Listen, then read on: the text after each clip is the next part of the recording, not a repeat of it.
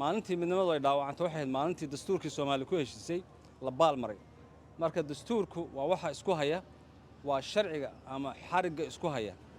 dadka Soomaaliyeed iyo dawladnimadiisa iyo in dadku wada joogaba maanta oo kale waxa la rabaa mideeye qaybiye ma rabno madaxweynuhu waa inuu mideeye noqdaa oo dabeecaddan dhaqankan kala qaybinta uu joojiyaa dunida cid heshiis ma jirto dunidu waa mid waa tayda inaad ila qaadatid maslaxadda qarankayga aan hormariyo saaxiibana aan yeesho intaa wixii ka sokeeya waad ogtiin dalku meesha uu marayo Soomaaliya maanta waxay u baahan tahay badbaadada u baahan tahay wax kale ma aha badbaadada u baahan tahay waxa way kuwa horboodaya dalka xukunka maanta in laga badbaadiyaa muhiim ah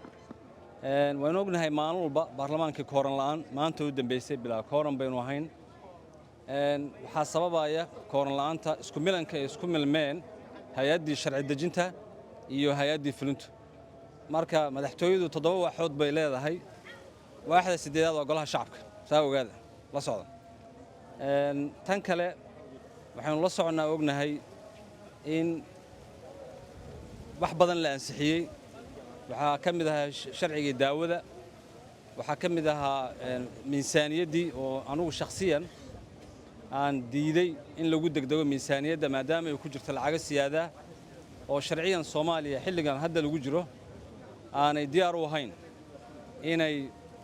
qaadato lacagta duruufaha jira dartood marka deyn la qaadanayana deyntu waa inay noqotaa micna ay keentaa iyo waxa lagu bixinayo waxa loo rabo iyo in la helo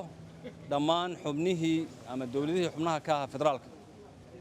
waxaad moodaa intaba annagoo taagan golaha shacabku in la jiiray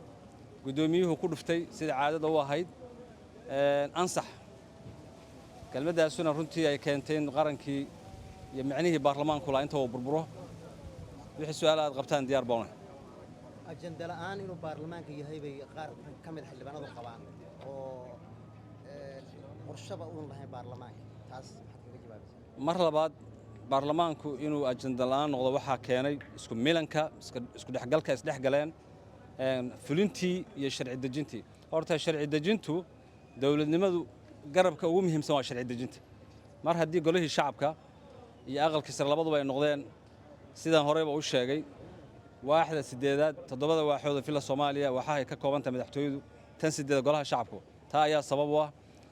xildhibaanadeenu eed baanu ku leenahay wixii aan ugu dhaaranay waxaad moodaa in xildhibaanada majority laga leexday oo wax walba oo la keeno gacanta la isaga taagayo laakiin anugu dad baan matalaa deegaan baan matalaa 22 milyan oo Soomaalidana waa matalaa waxaan u cuntamin qaadan maayo gacantana u taagi maayo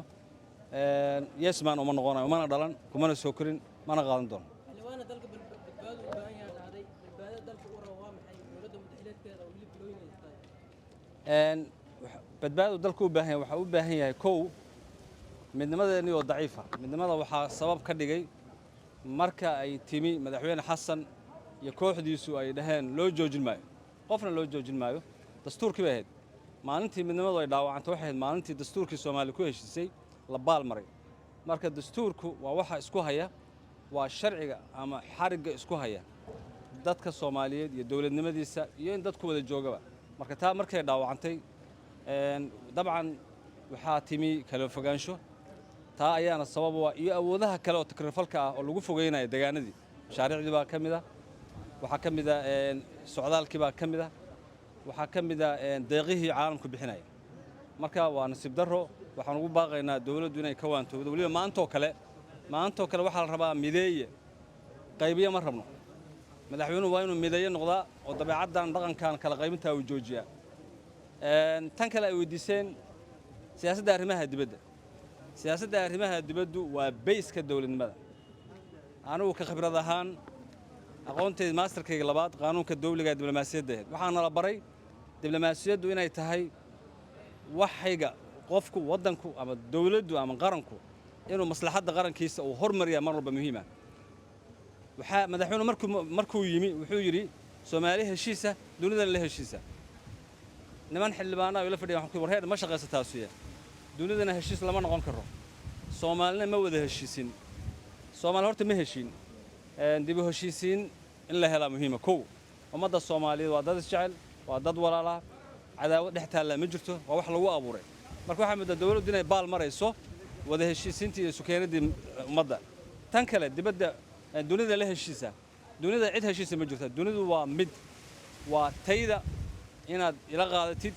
maslaxadda qarankayga aan hormariyo saaxiibana aan yeesho laakiin dawlad walba saaxiib baan la noqonaya masar baan tegaya hag baan siinaya abiy baan u tegey hag baan siinaya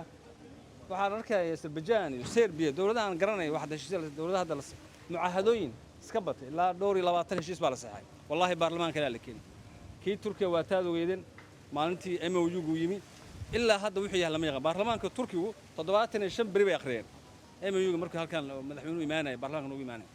annagana 75 baa sheegtay wuxuu yahay lama yaqaan hatta xildhibaanada la iibsaday lama oginba 75 xildhibaan iyo 54 hatta inay seel yihiin baan aaminsanahay marka waa nasiib darro waa in siyaasadda arrimaha dibadda oo degan la helaa waa in la helaa dad ehel u ah wasaaradda arrimaha dibadda dad ehel u ah wasaaradda gaashaandhigga dad u hela wasaaradda difaaca